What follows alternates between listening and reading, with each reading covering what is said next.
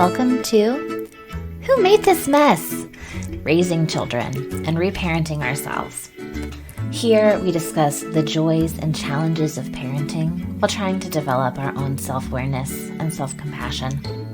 Raising children can be messy and so hard, but we believe that as we learn to embrace our own messiness and imperfection, we can learn to show up for our kids and raise a gentler generation.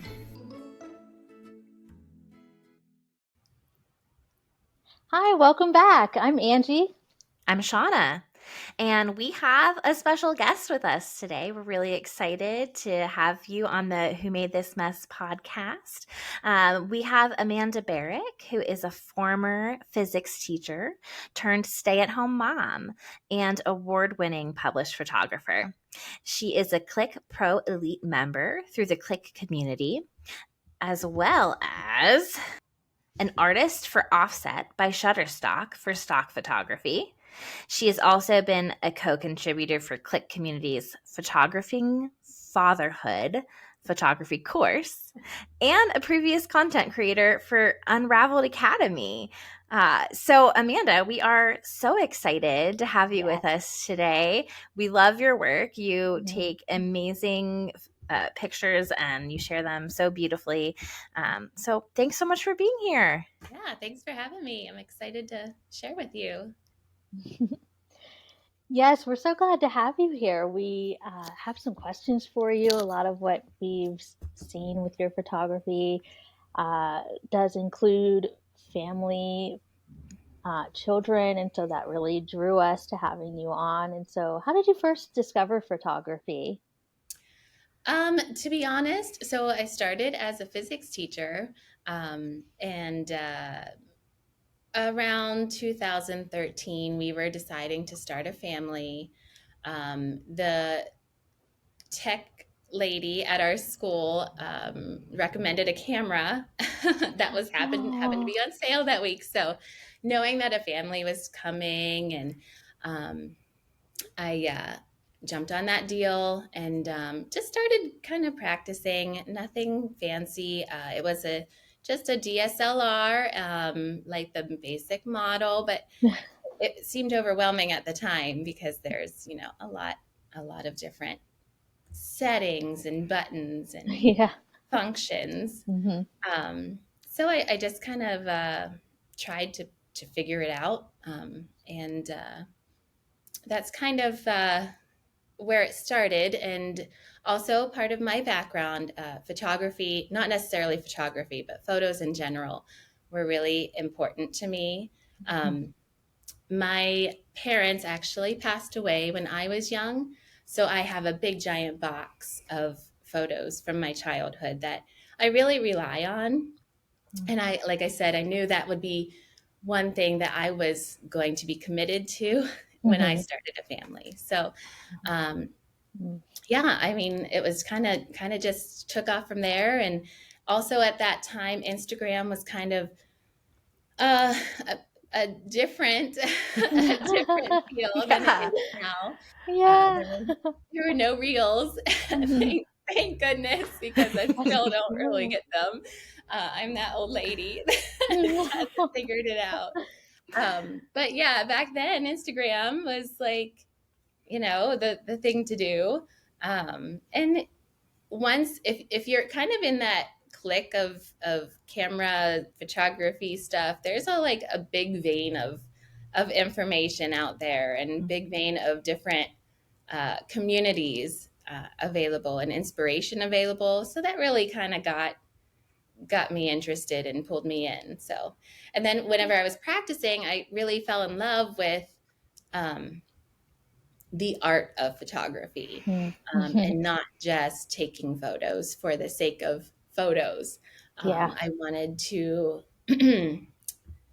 draw viewers in, not just me for my own sentimental purposes, but, anyone else to really, and one reason that it really stands out to me is because I want to kind of showcase how beautiful family is and how beautiful anything is. And we It do doesn't see just that. have to Yeah. be for people. Oh, thank you. And just kind of glorify God through that. So And it's like you find the small moments. Like a lot of what your style Yeah. is more candid rather than like posed and like studio kind of kind of work. And I think Yeah. when people think of photography, they kind of go to that. Yeah. And if they're hiring a photographer, they're going to have a family session, and that's a Yeah. half an hour session in the field where everybody's smiling and happy, and those are beautiful. There's a place for everything for sure. But my heart is in the documentary, the behind the scenes, the real life.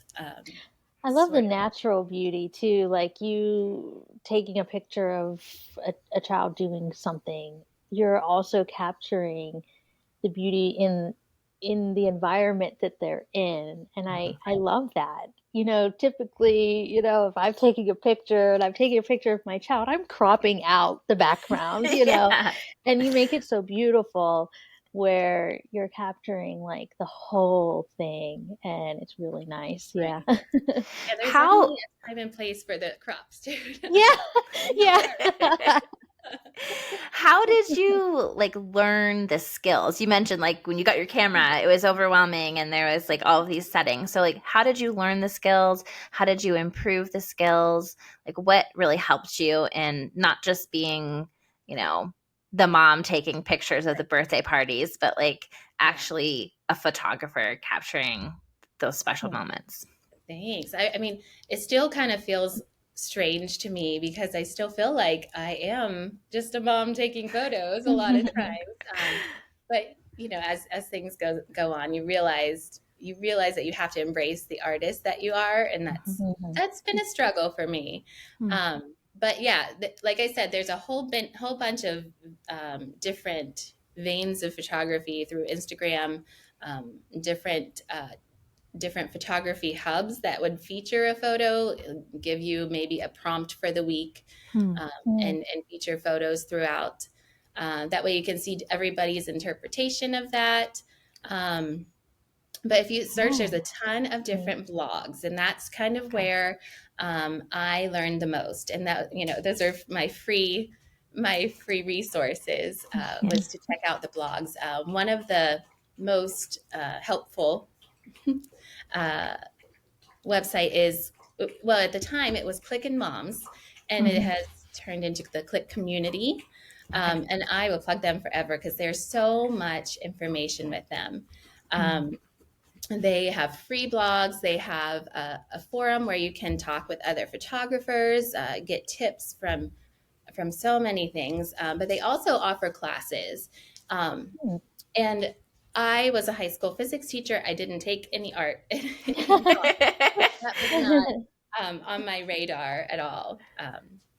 So to take these like short classes, easy, manageable classes to help you grow, was really helpful. Also doing a lot of projects, shooting often. In my world, there's something called a 365 where you shoot something every day. And in doing that daily routine and seeing the same thing every day, you learn to be creative with what you shoot and how you shoot it. So you're taking a picture of the same object? It doesn't have to be, but Oh, I mean, okay. a lot of times it ends up being that way. Yeah. Oh, Um, that's neat. just because, I mean, we don't have daily adventures that are huge and memorable and big and exciting. Yeah. Those days are, a lot of pictures, but sometimes you really have to struggle to find something that really, really inspires you. Um, and you take a step back and see a different perspective, and it's a whole different photo. That's So those kind of projects really help too. Is that something like the 365? Does that ever feel like a burden, or is it like you're motivated in it and you enjoy it so much so you want to do it? Yeah, so that's a great question. Um, it depends on your personality, I think. Um, when I think I started doing these in 2015. So Wow. I've got quite a few years of daily photos. And at that time, I was pretty adamant about not missing a day. Yeah. I wanted everything to fit in a calendar and fit nicely and look nice together. Not necessarily the pictures all together, but there were no empty spaces. Mhm. Um, and that was hard. There were some days where like you get sick and you just don't want to take a picture of anything. Yeah. But yeah, I mean, I would say that 2019, that was when my daughter was born. So I have a son who was born 2013, got me interested in this, and got me kind of rolling with the 365s. And then 2019 was just a whole different story, with the addition of a new baby, pregnancy. It was a lot to deal with. And I really didn't actually shoot that much. And I felt horrible because of that. Like my baby, like she's only a baby for once. And I've been taking a picture every day for how long? And I'm missing this time that I'm not capturing. So I did have to learn to give myself grace. And that's the key. Absolutely. You have to give yourself grace because sometimes it's really impossible. You kind of answered it some, but what when you do want to take pictures, what is it that you're looking for when you go to capture a photo? In general, I mean, you take such a wide variety of photos as well. So what's something that you look for?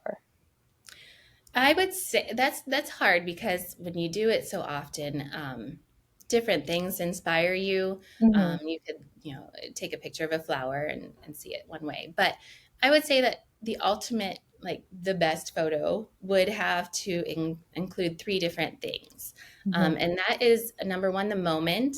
It has to be something meaningful, showcasing life, showcasing something storyline of some sort. Um, but also not just a moment, but it could be a feeling that you have. So, for example, maybe my daughter is playing with her blocks, and the way that the light hits, I can see her eyelashes, and you get that moment in your heart that's like, oh, that's my baby. Oh Then I run yeah. down to the kitchen and I grab my camera and I hope she doesn't move. Yeah. And that Yeah. that feeling will be evident in your photo. So it's Oh, I important love to have that. that feeling of that. Um, so there's the moment, light. I really like to play with light and different kinds of light. I do prefer natural lighting. So if we're like upstairs and it's dark and things, that's a little bit tough to get like my heart is beating. This is beautiful light. Um, but window light or outside and we're playing light, from the sun is great. Backlight, things like that. So some dramatic lighting, is another part. And then the third part is composition, which, is basically how you set up a picture, and that's how you get creative with your image, where you put your subject, where you look for other elements within the frame, how you want your settings to be. So if you learn the basics of your camera, that's one way to just change up what your picture is going to look like. Yeah, there's a ton of different things that really, you can include. And as you learn, through the blogs or through different classes, you'll learn different composition techniques. And I think learning that is really important, before you can just kind of dive off and do your own thing. Although sometimes it's good to practice and good to just kind of do your own thing to figure it out. But knowing the rules before you break the rules to see how it works, Yeah. too. Yeah. So you mentioned about your daughter and like that really candid moment of her and her eyelashes. I love that imagery.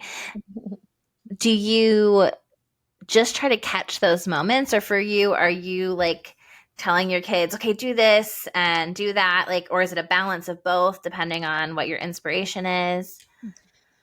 Yeah, I think it, well, I think it would be a balance of both. I think that's a great question because sometimes they do, I mean, it just occurs naturally as a Yeah. mom, or as a parent in general, you're going to have those moments where you just want to hold it in forever. Um, but there's a lot of times when she did move or you missed the throw of the football that was so cool, Yeah. and you try to recreate that, but sometimes it just doesn't work. You just kind of got to go with it. And as that's where the photographer that you think of comes into play, because now you're kind of staging it. And you, Yeah. say, Yeah. oh, you get them all hyped up and like, look at this, let's do that again. Try to recreate that moment and that expression Yeah. that they had, but it's not always a for sure thing. So, Yeah. yeah, that's one thing that is always a kind of a tip for me is to have my camera handy. I kind of have it centralized in my in my house, so I can go grab it whenever I need it. But yeah, that's a great question. Yeah. Well, yeah, because like you want to capture that moment organically, and it sounds like practicing that self-compassion and that grace with yourself and not holding on to things too tightly. Because I know for me, if I'm like trying to force my daughter to do something, it ruins the moment, right? And I'm frustrated and she gets frustrated, and then, Yeah. one or both of us starts crying, right? So, it's just, Yeah. we're not looking for that in these moments, right? We're trying to just like be child directed. One of the things we talk Yeah. about with like play and those kinds of things, you're staying really child directed, even with your photography. I would also add that dad really comes into play here too with this. Ah, So if he's home and not at work and we're outside or wherever we are, he kind of can help recreate that for you so that you can step back, give the distance that you need if that's part of your composition or however you want to set it up, and go with that. So that's a great idea also. awesome. Do you have a favorite like thing to photograph or a favorite shoot that you've done or anything like that? Like, do you have something that's a favorite of yours? I do. I have a favorite, and that would be the details. Maybe you kind of got that when I said about the eyelashes. Yeah. So, it could be eyelashes. Sometimes it's not even of people, and it's just their toys that had been played that day, or their favorite toy, or them hugging their favorite toy. Those are things that you're going to want to keep and share with your kids. This was your favorite. Look at how much you loved him. Maybe it's the curl in their hair, or pigtails, things like that aren't going to always be there for you to just oh and ah over. So I think, yeah, details are a big thing, and I think also details tell a story without a story, and it leaves a lot to fill in for viewers to fill in, and that kind of makes things universal too. It is special for you and your child, but it's also connected to a viewer in a way that they can understand and they have their own connection with it too. So details would Yeah. definitely be my favorite for sure. Reminds me of a picture I took just today. It's not a it's not a beautiful picture at all, but it was like that moment, that feeling.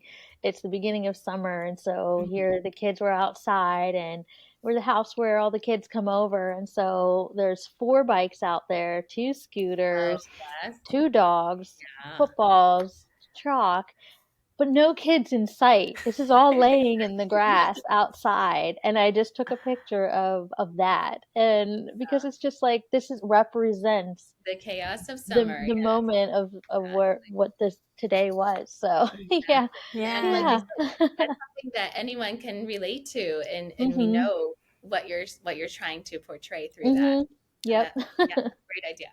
Yeah. Details So are everywhere, and that's one thing that you like I said, you want to make sure that you do capture because they are so fleeting. Yeah. sometimes. So And I love the idea of just like slowing down the yeah. moment. You know, everything we Mhm.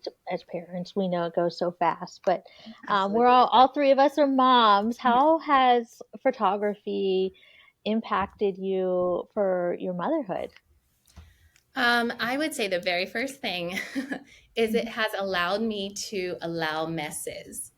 Mm. Um, because sometimes those are the best the best pictures, and it creates the most memories too sometimes. Confetti popping in the house, could you Oh, imagine? Bubbles in the house, things like that that I would probably have not encouraged prior to falling in love with photography, um, yeah. or allowing them to jump in the mud puddle and get dirty and do Mhm. that. So that's definitely a positive, Mhm. and it also kind of keeps me back and, like you said, to appreciate and slow down and see Mhm. those special details. Yeah. Um, and that's I think part of training your eye is doing that, so that you can kind of recognize what's important in life and Mhm. what you want to remember.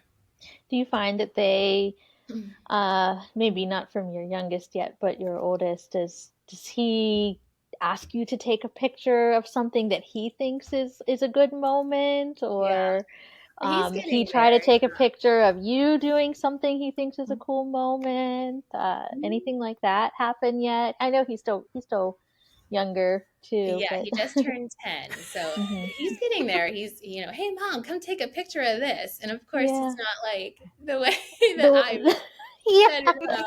Of course, Yeah. I'm not going to take a picture of that. Um, Mhm. but he's not totally like, you know, he's also kind of, he sees me taking pictures of a lot of his sister because she's more, doing these fun things than he Mhm. is now, because he's a grown kid. Yeah. Yeah. Yeah. Um, so sometimes he does, like, "Hey, mom, take my picture too," and I Yeah. love that because obviously I'm not forgetting him. He's got Yeah. different details that we focus on Yeah. now in this stage of life. Mhm. But I love that he's still letting me Mhm. take his photo. Yeah. And I don't want to just be up all in him because, he's my kid Mhm. and this is what I've Yeah. been doing for so long. So now Mhm. it's important to ask his permission. Mhm. Yeah. Sometimes if it's, maybe a different kind of moment I wanted to capture. So yeah, that's Yeah. that's a great question too. Hmm. But I know. also part of this journey has allowed me to really grow, basically I would call it a journal. Mm. Hmm. A journal of my kid's childhood, Mhm. and become the family historian and really be able to share this, for, at some point, maybe he's grown and gone and married and wants to show his kids what he looked like at this age and what he was into or she was into. So that's another Mm. really big way that is impacted, That my is so special. motherhood, So special. to be a gift for my children to Oh, sometime I look love back on I love that. and appreciate. Yeah.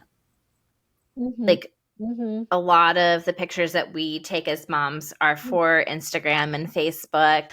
And I'm noticing, like, behind you, you have photographs printed out. And that just is making me think about how, and maybe they never leave our phones, right? And Mhm. so, uh, do you have a way that you, like, as the family historian, are capturing those moments so that he can access it when he's an adult?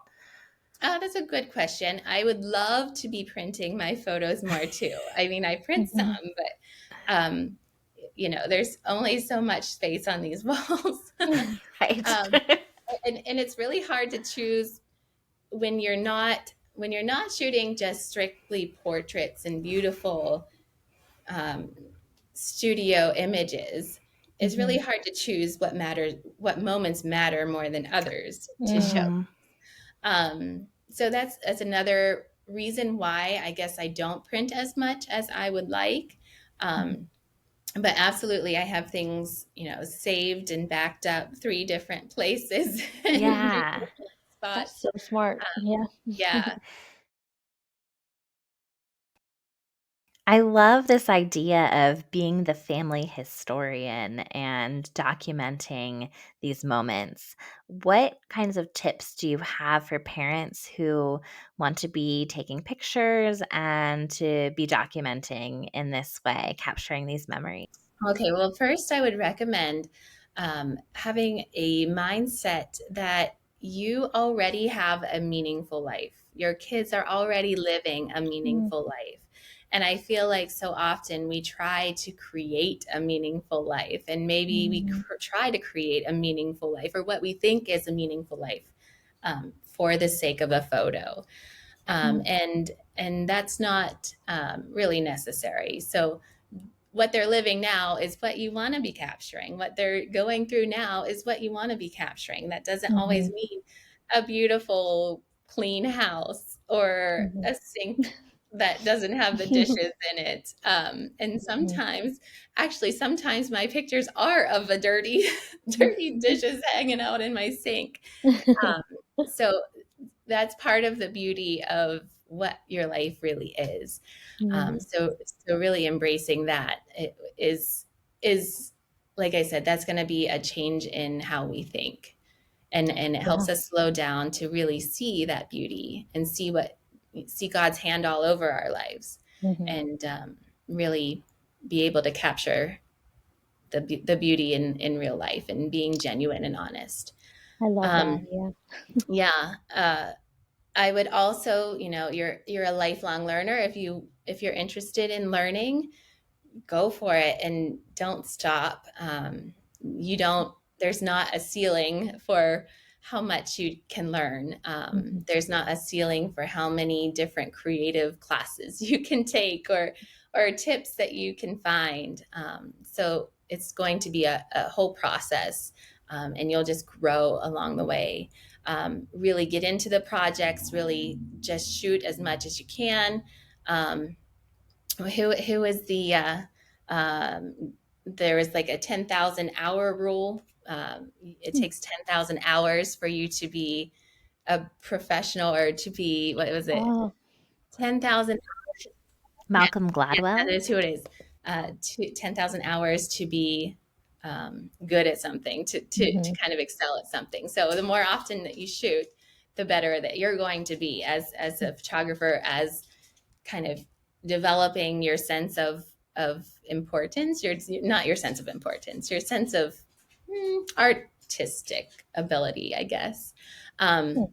So speaking of artistic, allow yourself to be artistic. Mhm. um, Mhm.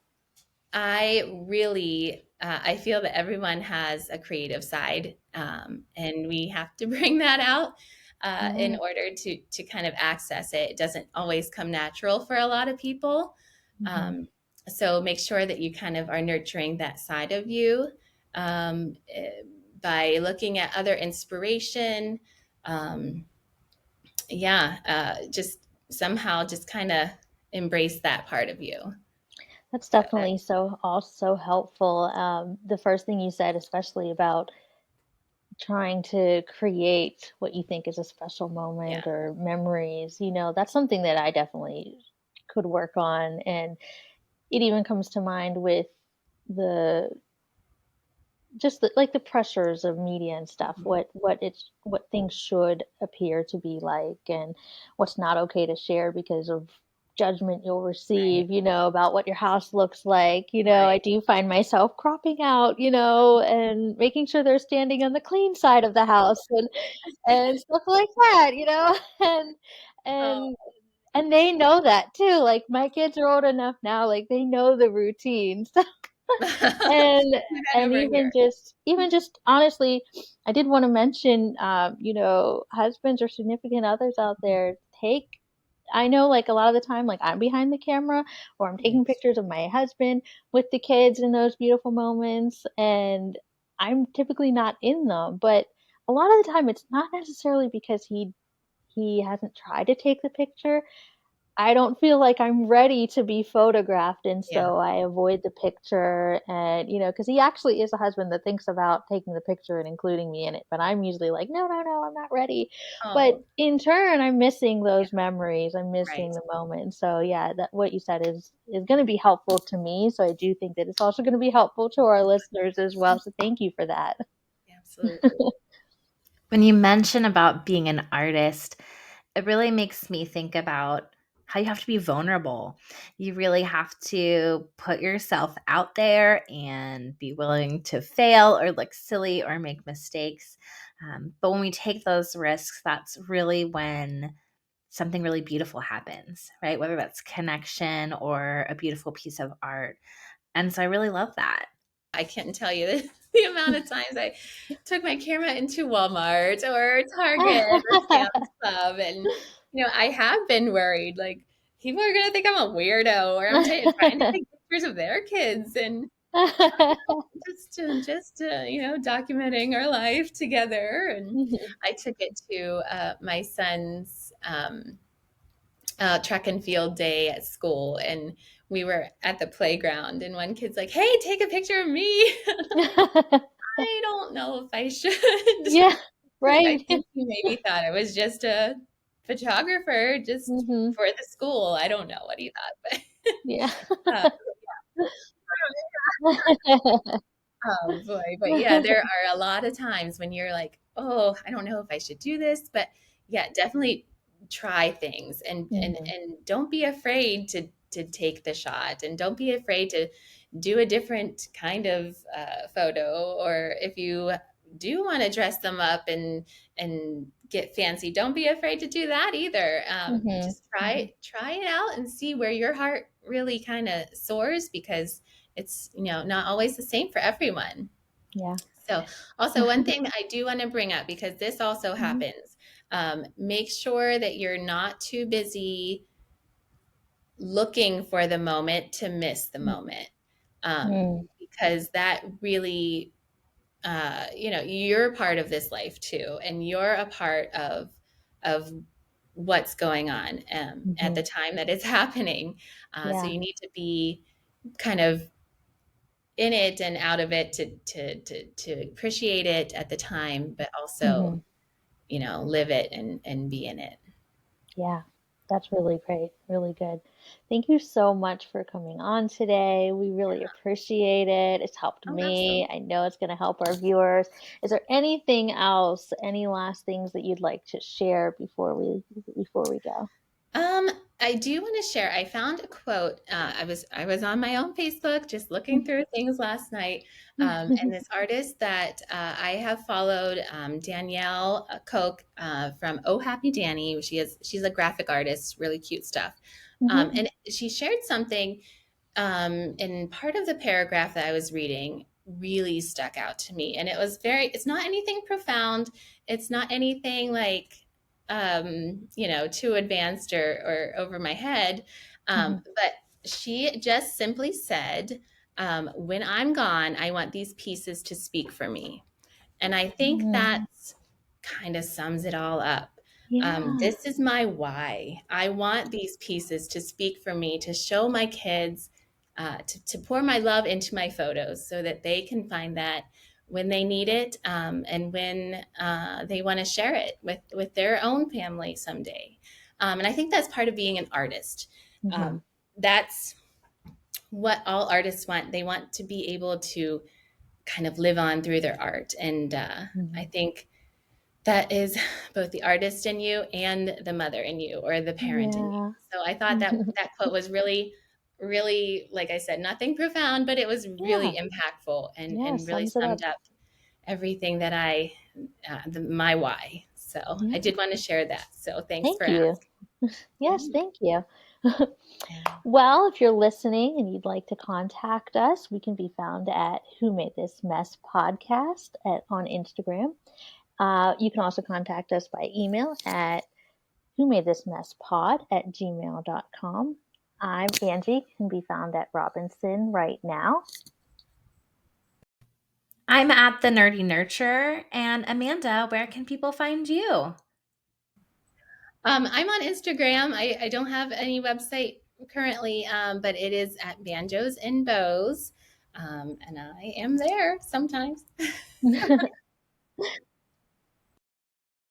Amanda, thank you so much for being here, for being with us, and sharing all of these pearls of wisdom about how people can be more present and more mindful, more grateful of these small moments, of the little details in their lives, and really just kind of take on this role as the family historian. I love that. And I'm really grateful you were here to share that with us. Folks, if you have any comments for us, please reach out. If you have follow-up questions for Amanda, maybe we'll even have her back sometime. If you have other guests you'd like us to have on the show, let us know. Bye, Thanks for everybody. Thank listening. you.